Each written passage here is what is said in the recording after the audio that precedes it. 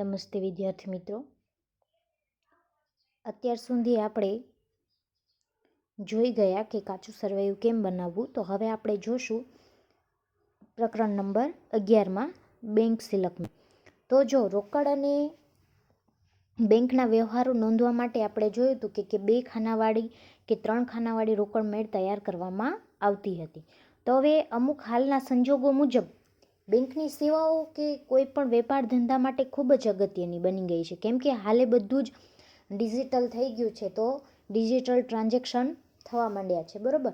હવે તો અત્યારે તો આપણે આ કોર્સ તો આપણે જૂનો ભણી રહ્યા છીએ, પરંતુ અત્યારે તો ફોનપે ને ગૂગલ પે ને બધું થઈ ગયું છે. તો એ બધું છે એ કેના દ્વારા શક્ય છે? તો કે બેંક દ્વારા. બેંકની અંદર આપણું ખાતું હોય તો જ આ બધું શક્ય બને છે, બરાબર. તો હવે અહીં એમ કીધું છે કે વેપાર ધંધા માટે ખૂબ જ અગત્યની છે બેંકની સેવાઓ. તો કે નાણાં ચૂકવવા માટે કે નાણાં મેળવવા માટે બેંક દ્વારા ચૂકવણી કે વસૂલાત પણ ખૂબ જ પ્રચલિત થઈ છે. જો આ જ્યારે શરૂઆત થઈ હશે ત્યારની વાત છે. બાકી અત્યારે તો આપણે ગૂગલ પે, ફોનપે, ભીમ એપ વગેરે જેવી એપનો ઉપયોગ કરીને આપણે નાણાંની લેવડ દેવડ કરતા હોઈએ છીએ. તો હવે આધુનિક સમયમાં જો અહીંયા પણ વાત કરવામાં જ આવી છે કે આધુનિક સમયમાં બેંક સાથેના વ્યવહારોનું પ્રમાણ ખૂબ જ વધ્યું છે. અને બેંક સાથે કે બેંક દ્વારા વ્યવહારો માટે કોઈ વેપારી બેંકનું ખાતું ખોલાવેલું હોય અથવા તો બેંકને તે પાસબુકના પત્રક સ્વરૂપે આપે છે, બરાબર, જેને આપણે સ્ટેટમેન્ટ અથવા તો પાસબુક કહીએ છીએ કે પત્રક કહીએ છીએ, તે સ્વરૂપમાં આપતા હોય છે. તો હવે આ પાસબુકમાં વેપારીએ બેંક સાથે કરેલા વિવિધ પ્રકારના વ્યવહારોની નોંધ બેંક દ્વારા કરવામાં આવે છે. હવે પાસબુક એ બેંકના ચોપડે બેંકે તૈયાર કરેલ વેપારીના ખાતાનો ઉતારો હોય છે.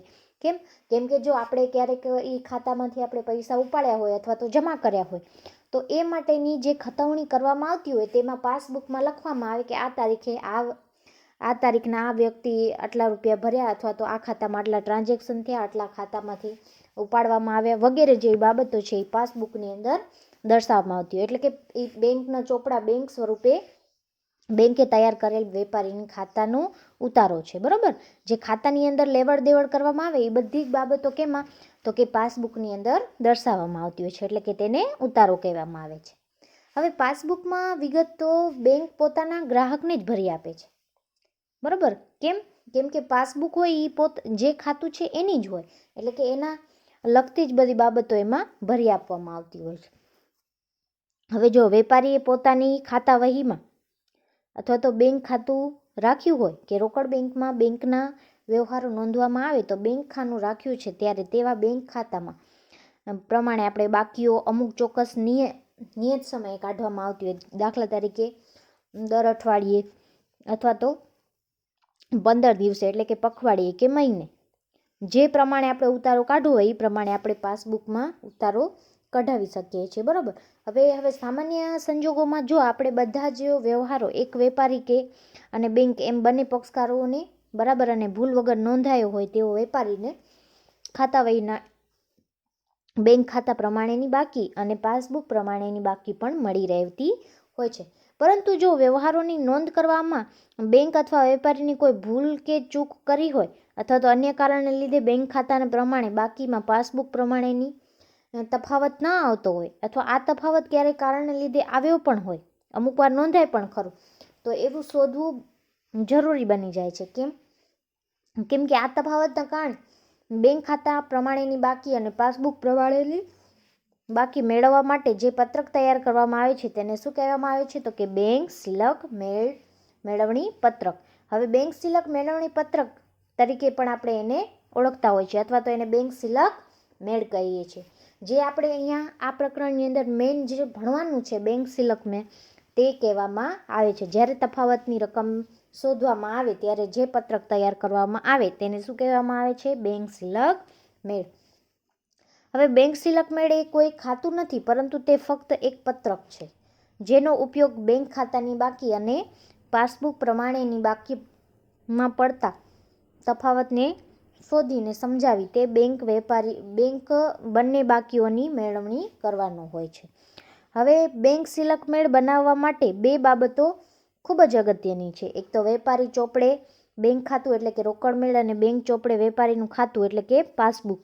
હવે વેપારીના ચોપડે બેંક ખાતું જુદું બનાવવામાં આવે છે અથવા તો ખાનાવાળી રોકડ મેળના બેંક ખાનું રાખીને બનાવવામાં આવે છે. જેનાથી અભ્યાસ આપણે રોકડ મેળમાં પણ પ્રકરણમાં કરેલું છે કે બેંક ચોપડે વેપારનું ખાતું પણ એટલે કે પાસબુક વિશે પણ સમજ મેળવીશું. તો જો હવે આપણે પાસબુક એટલે શું, તમને એમ થતું હશે પાસબુક એટલે વળી શું. જો કે આમ તો તમે મને ખબર છે કે અત્યારના યુગના છો એટલે તમને પાસબુક શું, હવે તમને તો ગૂગલ પે અને ફોન પે વિશે પણ ખબર હશે, પરંતુ તો પણ આપણે આના વિશે થોડીક સમજ મેળવીશું. તો કે પાસબુક એટલે કે બેંકના ચોપડે રહેલી વેપારીના ખાતાની ઉતારો અથવા તો નકલ. બરોબર છે. તો હવે ઉતારો અથવા નકલ હોય, જે આપણે ખાતાની અંદર જે લેવડ દેવડ કરેલી હોય તે બધી જ બાબતોની જે લેખિત સ્વરૂપમાં પાસબુકમાં દર્શાવવામાં આવે તેને ઉતારો અથવા નકલ કહેવાય.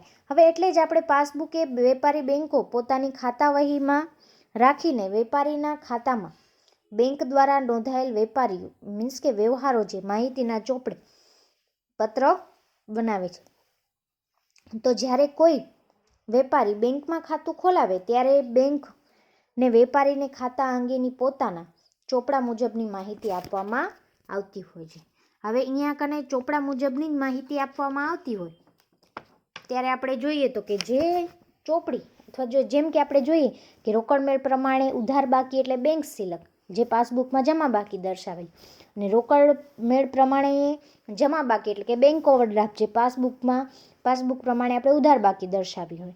જો બેંકમાં આપણા ખાતામાં રકમ વધે તો બેંકના ચોપડે ઉધાર વેપારની પાસબુકમાં જમા થાય. જો બેંકમાં આપણા ખાતામાં રકમ ઘટે તો બેંકના ચોપડામાં જમા બાજુ એટલે વેપારી પાસબુકમાં ઉધાર થાય. હવે આપણને એમ થશે કે જે ચોપડી કે બુક આપેલી હોય તેમાં પાસબુક કહેવાય છે, બરાબર. જે આપણને બેંક છે એ આપણને ઉતારો જે આપણો દર્શાવેલો હોય એના માટે થઈને એક આપણને ચોપડી અથવા તો બુક આપે તેને આપણે પાસબુક કહેતા હોય છે. હવે કેટલીક વખત બેંક પાસબુકની ચોપડીએ આપવાને બદલે નિયત સમયાંતરે બેંક સ્ટેટમેન્ટ આપતા હોય છે. અમુક વાર આપણે જે શું કરે છે કે જે પાસબુકની ગરજ સારે છે પત્રક સ્વરૂપે જે સ્ટેટમેન્ટ આપવામાં આવે તે. હવે જ્યારે વેપારી બેંકો છે એ આવા સ્ટેટમેન્ટને એ છે ને જલ્દીથી સાચવી શકતા નથી હોતા, એટલા માટે થઈને બધા પાસબુક જ વધારે યુઝ કરતા હોય છે. તો જ્યારે વેપારી બેંકના રોકડ કે ચેક ભરે કે બેંક વેપારી વતી કોઈ નાણાંની વસૂલાત કરે ત્યારે બેંક તેની નોંધ વેપાર ખાતે જમા આપવા માટે પાસબુકમાં જમાખાનામાં નોંધ કરી આપે છે. તે જ રીતે જો વેપારી બેંકમાંથી નાણાં ઉપાડે તો ચેક લખી આપે છે. હવે બેંક વેપારી વતી નાણાંની ચૂકવણી કરે તો ખર્ચ કે કમિશન વસૂલ કરે ત્યારે તેની નોંધ બેંક દ્વારા પાસબુકમાં ઉધારખાનામાં કરવામાં આવતી હોય છે. તો આ જ રીતે હવે આપણે બેંક માટે વેપારીનું ખાતું, વ્યક્તિનું ખાતું છે એટલે કે તેની વ્યક્તિ ખાતાને લગતા નિયમો લાગુ પડે. જેમ કે લેનાર ખાતે ઉધાર તે આપનાર ખાતે જમા. નિયમ પ્રમાણે વેપારી ખાતું પાસબુકમાં ઉધાર કે જમા કરે છે. હવે વેપારી બેંકમાંથી નાણાં ઉપાડે કે ખર્ચને કે અન્ય કોઈ ચૂકવણીઓ માટે કરે તો વેપારી લેનાર થાય, તેથી તે રકમ તેના ખાતે ઉધાર થાય છે. અને જો વેપારી બેંકના નાણાં ભરે છે અથવા અન્ય આવકો વેપારી વતી વસૂલ કરે છે ત્યારે વેપારી છે એ આપનાર થાય છે, તેથી તે રકમ તેના ખાતે જમા કરાય છે. હવે વર્તમાન સમયમાં તો આપણે જોઈએ છીએ કે કોમ્પ્યુટરાઇઝ પાસબુક આપવામાં આવતી હોય છે, જેની અંદર આપણે હવે ડાયરેક્ટ પ્રિન્ટ કાઢી દેવામાં આવતી હોય છે, બરાબર છે. તો એવી રીતના તો જો અહીંયા કને એક પાસબુકનો નમૂનો આપેલો છે કે તારીખ, વિગત, ચેક નંબર, ઉપાડેલ રકમ, જમા કરાવેલ રકમ, બાકી અને બેંક અધિકારીની સહી. હવે આપણે અહીંયા જે નમૂનો આપેલો છે તે મુજબની ચર્ચા કરવાની છે કે તેની અંદર શું શું આપેલું છે. તો પહેલું જ છે આપણી પાસે તારીખ. તો કે તારીખ છે કે જે આપણે બેંકમાંથી કોઈ પણ જાતનો વ્યવહાર કરી છે ત્યારે જો કદાચ આપણે ઉપાડ કરતા હોઈએ છીએ તો જે તારીખે આપણે ઉપાડ કરી છે એ તારીખ લખવામાં આવે છે અને એની વિગત, ચેક નંબર લખવામાં આવે છે, ઉપાડેલ રકમ અને જમા કરેલ રકમ અથવા બાકી અને જે બેંક અધિકારી હોય તેની સહી પણ લેવામાં આવતી હોય છે. ત્યારબાદ આપણે વિગતના ખાનામાં, તો કે વિગતના ખાનામાં વ્યવહારની વિગત નોંધવામાં આવે છે. હવે વિગતના ખાનામાં કયા માધ્યમ દ્વારા બેંક શિલક વધી છે કે ઘટી છે તે અંગે નોંધ કરવામાં આવે છે. હવે દાખલા તરીકે જો ચેકથી ચૂકવણી કરીએ તો ચેકનો નંબર નોંધાય છે અને રોકડા બેંકમાં ભર્યા હોય તો રોકડ એમ નોંધાય છે. હવે વિગતની બાજુએ હવે ચેક નંબરનું ખાતું કયા નંબરે ચેક વેપારી દ્વારા આપવામાં આવ્યો છે તે દર્શાવાય છે. તો હવે આ ચેક બેંક દ્વારા વેપારીને આપવામાં આવેલું હોય છે.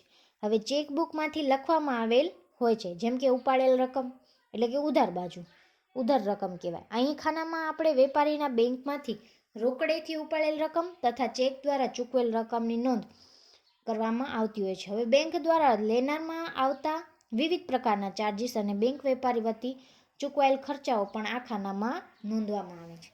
હવે જમા કરાયેલ રકમ તો કે અહીં ખાનામાં વેપારીએ બેંકમાં ભરેલી રોકડ કે ચેકની નોંધ કરવામાં આવેલ બેંકે જે વેપારીને આપવા પાત્ર થતી વ્યાજની રકમ હોય તથા બેંકે ભરેલી વેપારી વતી વસૂલ કરેલી હોય એ આવકો પણ ખાતામાં નોંધવામાં આવે છે. ત્યારબાદ બાકી તો કે આ ખાનામાં જે તે વ્યવહાર નોંધાઈ ગયા પછી બેંકમાં કેટલી બાકી વધી તે દર્શાવવામાં આવે છે અને આ બાકી જમા રકમ અને ઉપાડેલ રકમનો તફાવત દર્શાવતો હોય છે. પછી જે છેલ્લા ખાનામાં આપણે અહીંયા દર્શાવેલું હતું કે બેંક અધિકારીની સહી, તો હવે પાસબુક ભરનાર અથવા તો અધિકારી દરેક વ્યવહાર નોંધ કર્યા પછી પણ સહી કરે છે અને તે કોમ્પ્યુટર પર તૈયાર કરવામાં આવતી હોય છે. તેમાં બેંક અધિકારીની સહીનું ખાનું સામાન્ય રીતે રાખવામાં આવતું નથી. હવે ટૂંકમાં આપણે કહીએ તો કહી શકીએ કે બેંક ખાતા એ રોકડ બેંકના બેંક ખાનામાં વેપારી જે વ્યવહાર નોંધે છે તેની ઉલટી અસર અથવા તો વિરુદ્ધ કે સામાન્યતઃ પાસબુકમાં કરવામાં આવતી હોય છે. હવે આપણે દાખલા તરીકે લઈએ તો કે ₹10,000 રોકડા બેંકમાં ભરવામાં આવે છે અને તે વિરુદ્ધ આપણે બેંક ખાતામાં અને આ રકમ બેંક ખાતે ઉધારવામાં આવશે અને રોકડ ખાતે જમા કરવામાં આવશે. તો હવે પાસબુકમાં આ રકમ રોકડ ખાતે ઉધાર આવશે અને વેપાર ખાતે જમા કરવામાં આવશે. તો આ રીતે આપણે આ નમૂનો જોયો અને આ નમૂનામાં કેવી રીતના બધી બાબતો દર્શાવવાની હોય તે પણ જોઈ ગયા. તો હવે આપણે રોકડ મેળ જોશું. હવે આમ તો આપણે રોકડ મેળ વિશે આખો ચેપ્ટર જોઈ ગયા છે. તો હવે આની અંદર તો આપણે થોડી ઘણી જ સમજ મેળવવાની છે. જે આપણે ચેપ્ટરની અંદર થોડી ન મેળવી હોય તે જ આની અંદર જોવાની છે. તે પણ કેવી જે પાસબુકને લગતી હોય તેવી. તો હવે જો અહીંયા શું કીધું છે કે વેપારી બેંક સાથેના બધા જ વ્યવહારો છે એ રોકડ મેળના બેંક ખાનામાં લખે છે. પણ વેપારી જ્યારે ગ્રાહકો પાસેથી મળેલ ચેક બેંકમાં ભરે ત્યારે બેંક લાભ લેનાર છે અને બેંક શિલકમાં વધારો થાય છે. તે જ રીતે બેંક વેપારી વતી વ્યાજ કે ડિવિડન્ડ આવક વસૂલ કરે ત્યારે બેંક શિલકમાં વધારો થતો હોય છે. આમ જ્યારે બેંક લાભ લેનાર બને કે બેંક શિલક વધે ત્યારે વેપારી બેંક ખાતું ઉધારે છે અને જ્યારે લેણદારો કે કોઈ ખર્ચની ચૂકવણી માટે ચેક આપે ત્યારે ચેક લખે ત્યારે બેંક લાભ આપનાર બને છે. ત્યારે બેંક શિલકમાં શું થાય છે? ઘટાડો થાય છે. તેથી વેપારી ખાતું શું થશે? જમા. અને વેપારીની ખાતા વહીને તૈયાર કરવામાં આવતા રોકડ મેળને ચર્ચાને લગતો આપણે પ્રકરણ તો જોઈ જ ગયા છીએ, બરોબર? તો આ રીતે તેની નોંધ કરવામાં આવતી હોય છે. ત્યારબાદ આપણે જોઈશું કે બેંક શિલક અને બેંક ઓવરડ્રાફ્ટ, જે આપણને એક ક્વેશ્ચન સ્વરૂપે તમને પૂછાઈ શકે છે કે બેંક શિલક અને બેંક ઓવરડ્રાફ્ટ એટલે શું? તેને લગતી ચર્ચા કરો અને સમજૂતી આપો. તો તમને એ 3 માર્ક્સમાં પૂછાઈ શકે. એટલા માટે આના ઉપર ખાસ ધ્યાન દોરજો. અને આ જો આપણને ખ્યાલ પડશે તો તમને જે સમ આવશે તેની અંદર પણ સામાન્ય રીતે તમને વાંધો આવશે નહીં. તો કે બેંક શિલક અને બેંક ઓવરડ્રાફ્ટ. તો કે વેપારીના ચોપડે બેંક શિલક એટલે રોકડ મેળના બેંક ખાનાની આર્ય બાજુનો સરવાળો અને વ્યય બાજુનો સરવાળો કરતાં વધારો. વ્યય બાજુના સરવાળા કરતાં વધારો. આમ બેંક શિલક એટલે રોકડ મેળ અને બેંક ખાનાના ઉધાર બાજુના સરવાળા પૈકી જમા બાજુનો સરવાળો બાદ કરતાં વધતી રકમ એટલે રોકડ મેળ કે બેંક ખાતામાં પ્રમાણે ઉધાર બાકી એટલે બેંક શિલક. જે રોકડ મેળ અથવા તો બેંક ખાતું છે એની ઉધાર બાકી જ્યાં આપણને તફાવતની રકમ મળે ને એને બેંક શિલક કહેવામાં આવે છે. જો જેમ કે અહીંયા કને કીધું છે કે આર્ય બાજુના સરવાળા કરતાં વ્યય બાજુના સરવાળામાં વધારો, એટલે કે જે આપણી આવક બાજુનો સરવાળો છે એના કરતાં જાવક બાજુનો સરવાળો જો વધુ આવે તો એ બેંક સિલક થઈ. તેવી જ રીતના બીજું પણ કીધું છે કે બેંક સિલક એટલે કે રોકડ મેળના બેંક ખાનાનો ઉધાર બાજુનો સરવાળા પૈકી જમા બાકીના સરવાળામાં જે બાદ કરતા વધતી રકમ, એટલે કે જે આપણે પેલા આપણે ઉધાર બાજુના સરવાળો કરી નાખીએ, પછી ત્યારબાદ આપણે જમા બાજુની બધી રકમ એમાંથી બાદ કરી અને પ્લસમાં જે આપણી પાસે રકમ વધે છે તે આપણે કહીએ ને કે બાકી આગળ લઈ ગયા, તો એ શું થયું? આપણી બેંક સિલક થઈ. જે બેંક ખાનાનો જ આપણે જે કરવા બેંક ખાનાનો જ કરીએ તેનું, બરાબર. તે જ રીતે પછી છે કે જો બેંક સાથેની સમજૂતી મુજબ બેંકમાં રહેલી રકમ કરતાં વધારે રકમ ઉપાડવાની સગવડ મળતી હોય તો તેને બેંક ઓવરડ્રાફ્ટની સગવડ કહેવામાં આવે છે. હવે બેંક ઓવરડ્રાફ્ટ એટલે કે સામાન્ય રીતે આપણે એનું એક્ઝામ્પલ લઈએ, જેમ કે તમારી આવક છે 2 લાખ, બરાબર. કેટલા? 6 મહિનાની આવક છે તમારી 2 લાખ. હવે એ 2 લાખ તમારા પૂરા થઈ જતા હોય, જે બેંકમાં ખાતું છે એટલે 2 લાખ તો તમારા બોલે જ છે, પ્લસમાં તમને 40,000 બેંક તમને વધારાના વાપરવા માટે આપે. જેમ કે તમારા 2 લાખ સિવાય 2 લાખ પૂરા થઈ જતા હોય અને વધારાની પણ તમને રકમની જરૂરિયાત પડતી હોય, તો એ જે તમને બેંક જે સગવડ આપે તેને શું કહીશું આપણે? તો કે બેંક ઓવરડ્રાફ્ટ. જે બેંક ઓવરડ્રાફ્ટ આપણે જો એનામાંથી આપણે રકમ ઉપાડીએ તો એને બદલે આપણે એને શું ચૂકવવાનું હોય છે? તો કે અમુક વાર એને વ્યાજ ચૂકવવું પડતું હોય છે, જો એનામાંથી આપણે ઉપાડ્યું હોય તો. તો આ રીતે બેંક ઓવરડ્રાફ્ટ એને કહેવામાં આવે છે. હવે તેના વિશે હવે સામાન્ય સમજ મેળવી લીધી, તો હવે રોકડ મેળની રીતે અહીંયા જોઈશું. તો કે અહીં જો રોકડ મેળના બેંક ખાનાની વ્યય બાજુનો સરવાળો આર્ય બાજુના સરવાળા કરતાં વધારે હોય તો તફાવતની રકમ બેંક ઓવરડ્રાફ્ટ તરીકે ઓળખાય છે. એટલે કે બેંક ઓવરડ્રાફ્ટ એટલે કે રોકડ મેળના બેંક ખાનામાં જમા બાજુના સરવાળામાંથી ઉધાર બાજુનો સરવાળો બાદ કરતાં વધતી રકમ, એટલે કે રોકડ મેળ કે બેંક ખાતા પ્રમાણે જમા બાકી એટલે બેંક ઓવરડ્રાફ્ટ. જો અહીંયા કન તમને 1-2 વાક્યની અંદર પૂછાઈ શકે કે રોકડ મેળ કે બેંક ખાતા પ્રમાણેની જમા બાકી એટલે ખાલી જગ્યા છે, તો તમારે અહીંયા શું લખવાનું? Bank overdraft. એવી જ રીતના તમને બેંક સિલક મેળ વિશે પૂછે તો કે રોકડ મેળ એટલે બેંક ખાતાના પ્રમાણે ઉધાર બાકી એટલે ખાલી જગ્યા, તો કે બેંક સિલક. બરાબર. આ રીતે આપણે બેંક સિલક અને બેંક ઓવરડ્રાફ્ટ વિશે સમજ્યા. હવે આપણે અગાઉ જોઈશું તો કે આપણે જે જોયું પાસબુક અને બેંકના ચોપડે ખાતામાં ઉતારો, જે પાસબુકને આપણે કહીએ છીએ કે ઉતારો છે, બરાબર. એ કેનો ઉતારો છે? તો કે આપણે જો બેંકમાં જે ખાતું છે એનો ઉતારો છે. તો એ જ રીતે આપણે જે વ્યવહારોમાં વેપારી બેંકો દ્વારા બેંક ખાતામાં નોંધાય છે તેનાથી વિરુદ્ધ નોંધ પાસબુકમાં કરવામાં આવતી હોય છે.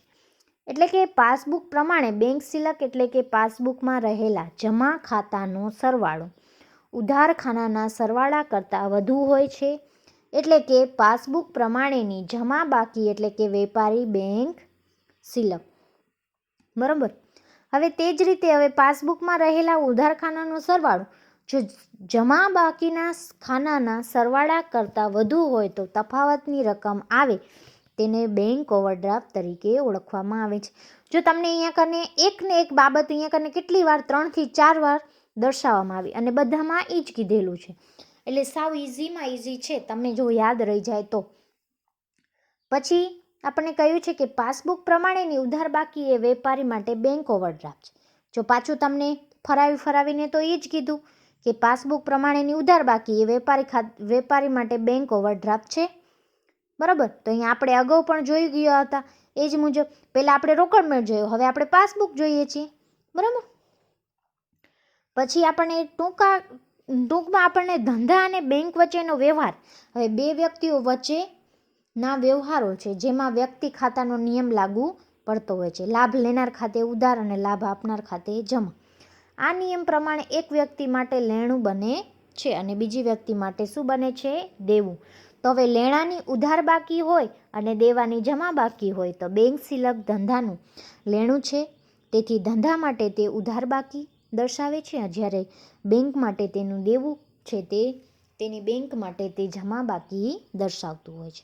હવે બેંક ઓવરડ્રાફ્ટ ધંધાનું દેવું છે, તેથી ધંધા માટે તે જમા બાકી દર્શાવે છે, જ્યારે બેંક માટે તે લેણું છે, તેથી બેંક માટે તે ઉધાર બાકી દર્શાવે છે.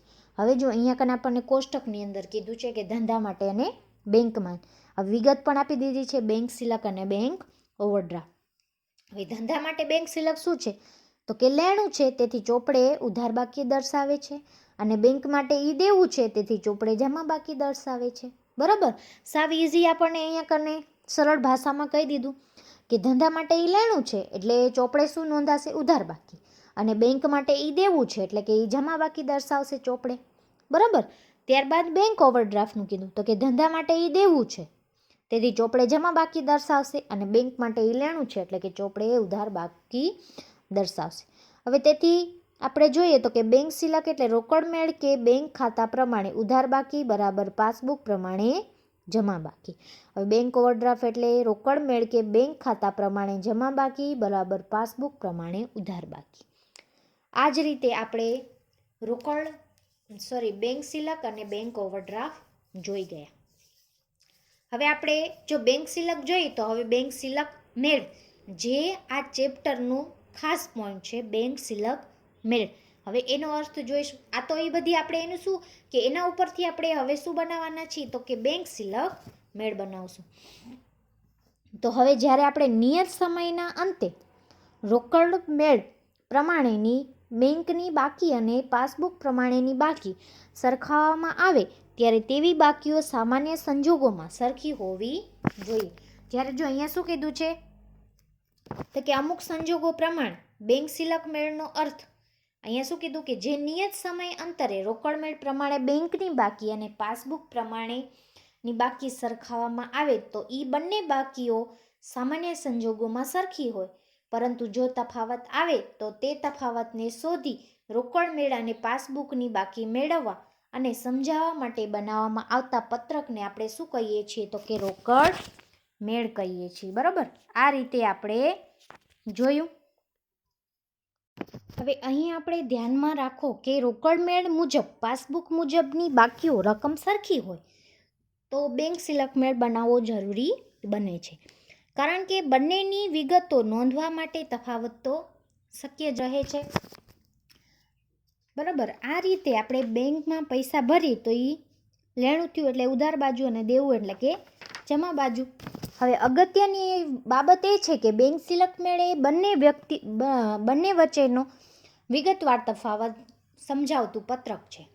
જેમ કે બેંક સિલક મેળ તૈયાર કરવાથી વેપારીની કે બેંકની હિસાબી ભૂલો થઈ હોય તો તે પણ ધ્યાન પર રાખવામાં આવતું હોય છે, પરંતુ તેવી હિસાબી ભૂલોને સુધારતો નથી, પરંતુ થયેલી ભૂલો અને તેના કારણે જ તફાવત ઊભો થાય તો તે દર્શાવતો હોય છે. હવે બેંક સિલક મેળ એટલે કે અમુક ચોક્કસ સમયે કે તારીખે રોકડ મેળ પ્રમાણેની બેંકની બાકી અને પાસબુક પ્રમાણેની બાકી એ વિગતો વચ્ચેનો તફાવતના કારણો દર્શાવતું પત્રક છે.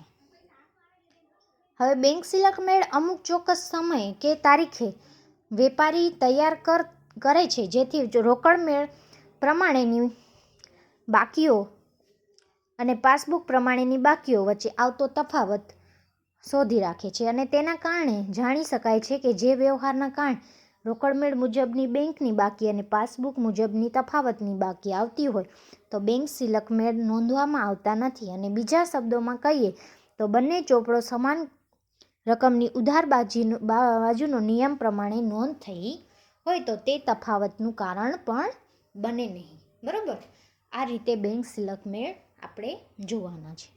તો હવે અહીંયા કીધું છે કે બેંક સિલક મેળ તૈયાર કરવા માટેના હેતુઓ અને ઉપયોગો કે મહત્વ શું હોઈ શકે.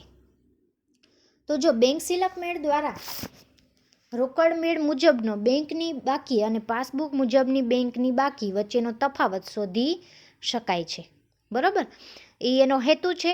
પછી બંને બાજુઓ વચ્ચે આવતા તફાવતના કારણો શોધી શકાતા હોવાથી ભૂલો થઈ હોય તો તે માટે જરૂરી હિસાબી નોંધ દ્વારા ભૂલો સુધારણા કરી શકાય છે. અને જો વ્યવહારો રોકડ મેળમાં નોંધવાના રહી ગયા હોય અને તેના વિશે માહિતી મેળવી શકાય અને તેને નોંધી સાચી બેંક સિલકની જાણકારી મેળવી શકાય તો પણ શક્ય બને છે. હવે જો રોકડ મેળમાં કોઈ વ્યવહાર નોંધવામાં ભૂલ થઈ હોય તો તે પણ તરત જ જાણી શકાય છે અને ભૂલ સુધારી શકાય છે. દાખલા તરીકે મળેલ ચેક ₹5000 હોય અને રોકડ મેળમાં બેંક ખાતામાં ભૂલથી ₹500 જ નોંધાયા હોય. બરાબર, આવું પણ થઈ શકે. તો એના દ્વારા પણ આપણે ભૂલ છે એ ચેક કરી શકતા હોઈએ છીએ. પછી બેંક સિલક મેળ બનાવવાની સાચી બેંક બાકી જાણી શકાય છે, જે પાકા સરવૈયામાં દર્શાવવામાં આવે, જેથી ધંધાની સાચી આર્થિક પરિસ્થિતિનો ચિતાર પણ મળી આવે છે. ચિતાર એટલે કે એની પરિસ્થિતિ જે છે એ આપણે જાણી શકતા હોઈએ છીએ. તે જ રીતે જો બેંકના કોઈ વ્યવહારમાં નાણાંની ઉચાપત કરવામાં આવી હોય તો પણ તેની જાણ બેંક સિલક મેળ બનાવવાથી મળી જાય છે. અમુક જે કપાત, કમિશન કે ઉચાપત એટલે કે 410 રૂપિયાની લીધા હોય, એમાંથી 400 રૂપિયા જ ચૂકવ્યા હોય તો 10 રૂપિયા છે એ ઉચાપત કરી કહેવાય. તે જ રીતે બેંક સિલક મેળ બનાવવાથી એકબીજાને સરભર કરતી ભૂલો શોધી શકાય છે. જો બેંક બાકીઓ સરખી આવતી હોય તો તેનો અર્થ એ કે જ્યારે કોઈ ભૂલ કે તફાવતનું કારણ બની રહે ત્યારે પણ ભૂલ કે તફાવતનું કારણ હોઈ શકે છે, જે એકબીજાની સામસામેની સરભર કરી દેતી હોય છે. હવે એ જ રીતના બેંક સિલક મેળ બનાવવાની બેંક નકારાયેલી ચેક અંગેની માહિતી મળે તથા બેંક આપણે ખાતે નોંધાયેલ વ્યાજ, કમિશન કે ચાર્જીસ વગેરેની માહિતી પણ મેળવી શકાતી હોય છે.